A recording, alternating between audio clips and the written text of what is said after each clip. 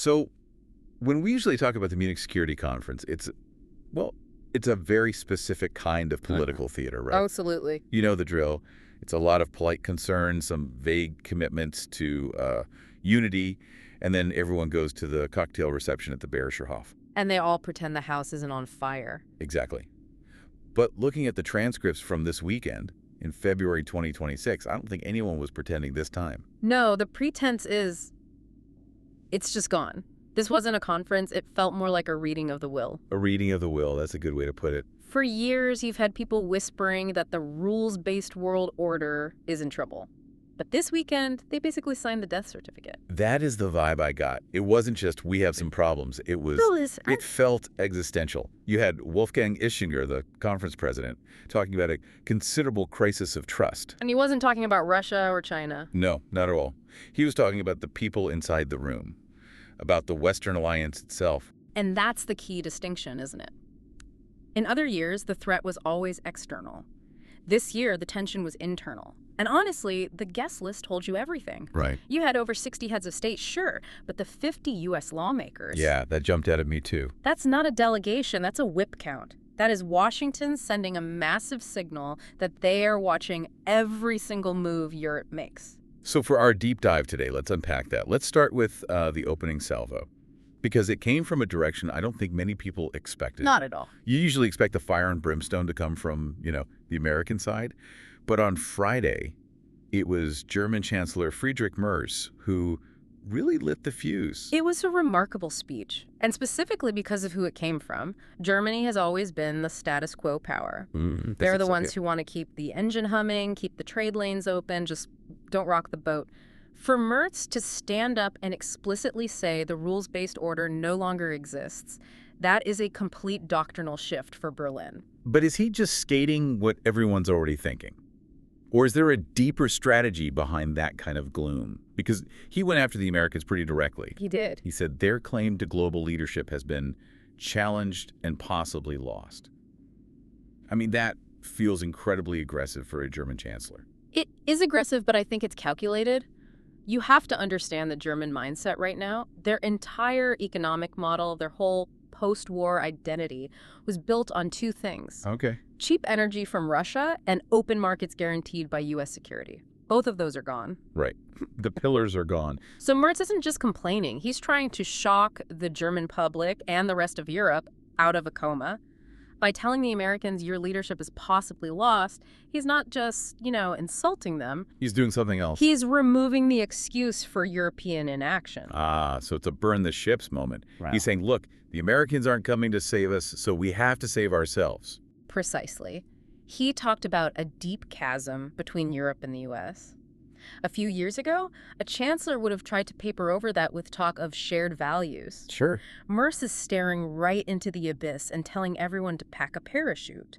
He's saying this divergence isn't temporary, it's structural. Which brings us then to the American response.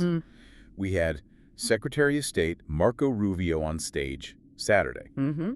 Now, compared to Vice President Vance's speech last year, which I think we could charitably describe as a flamethrower intervention, Rubio was called conciliatory. Yeah, that was the word being used. But I read the transcript, and I'm not so sure conciliatory really covers the substance of what he said. No, conciliatory refers to the tone, not the policy. He didn't yell. He didn't, threaten to pull out of NATO the next morning. Okay, fair. He used all the right buzzwords about an intertwined destiny. He invoked the memory of the world wars.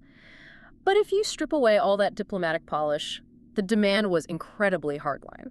That's what jumped out at me. He dropped this phrase, civilizational collapse, in the context of mass migration. Right. That is not standard State Department language. That is highly ideological. It is, and it signals a huge shift in what the U.S. considers a threat.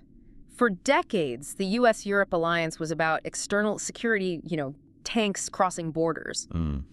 Rubio is signaling that the U.S. now sees internal cultural issues and border control as security problems on par with military defense.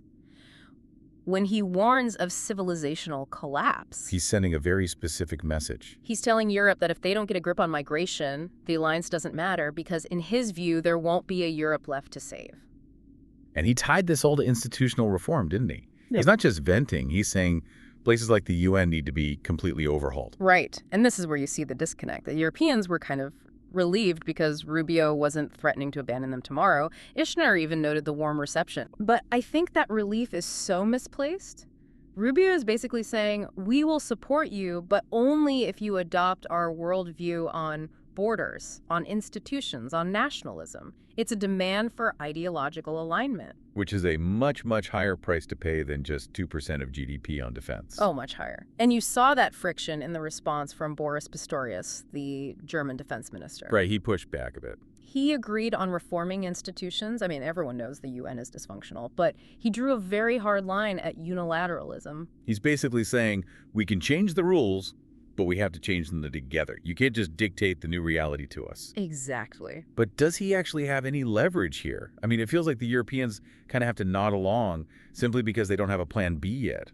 Well, they're frantically trying to build that plan B. And that pivots us to the British Prime Minister, Keir Starmer, because if Merce was the philosopher of doom, then Starmer was trying to be the mechanic. Yeah, that's a good way of putting it.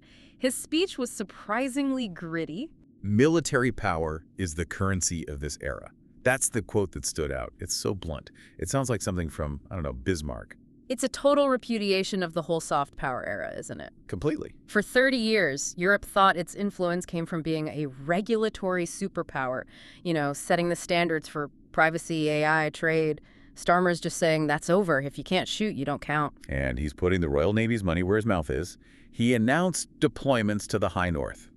Now, for you listening, if you're not picturing a map, why the High North? Why is that the priority? This is so critical.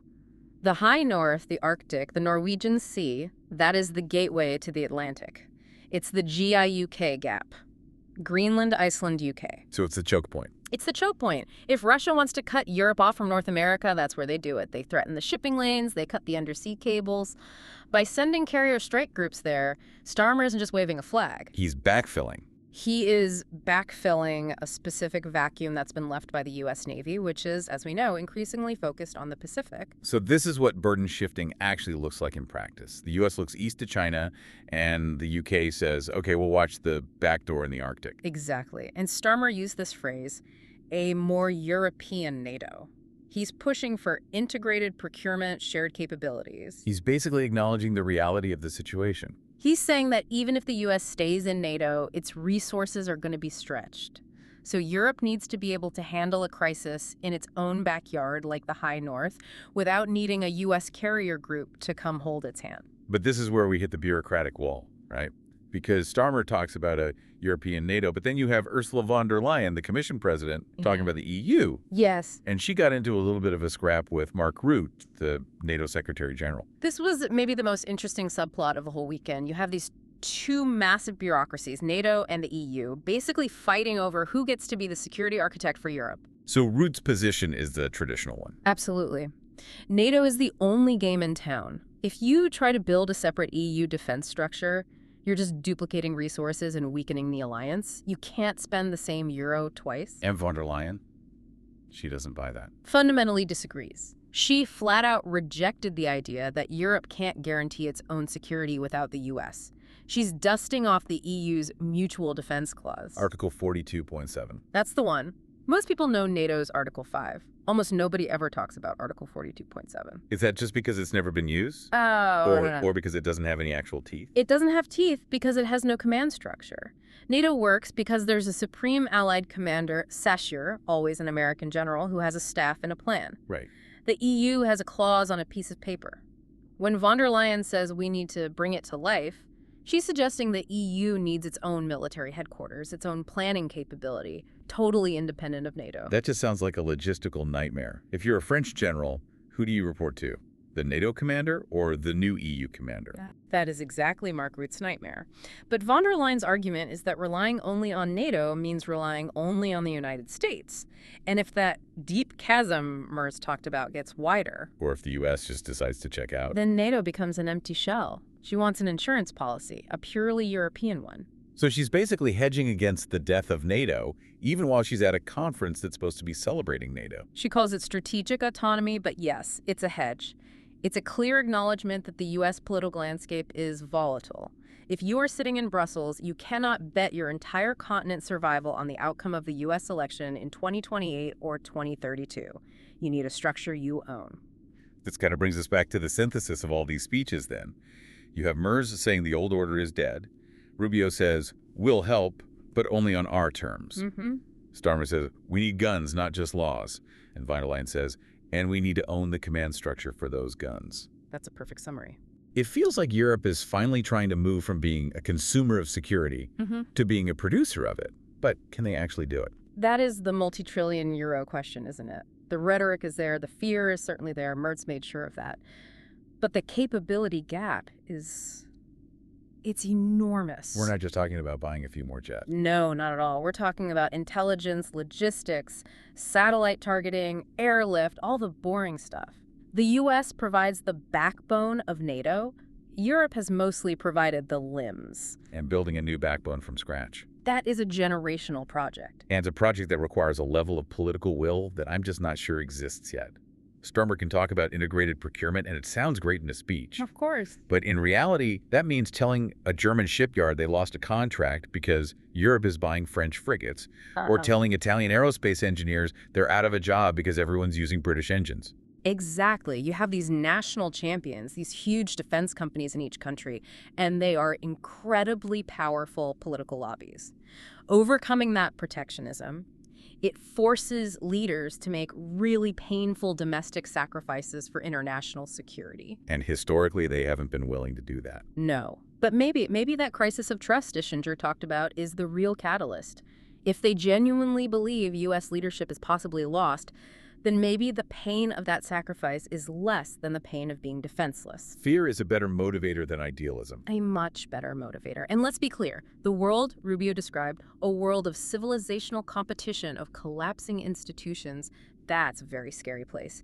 If Europe accepts that premise, then efficiency suddenly becomes a survival trait. They can't afford to be inefficient anymore. I just want to circle back to the High North thing because I think it illustrates the risk here. Starmer is deploying assets to counter Russia. This isn't theoretical. No, it's very real. We're in this transition period where the old rules are gone, but the new structures, this European NATO or whatever it becomes, they aren't fully built yet.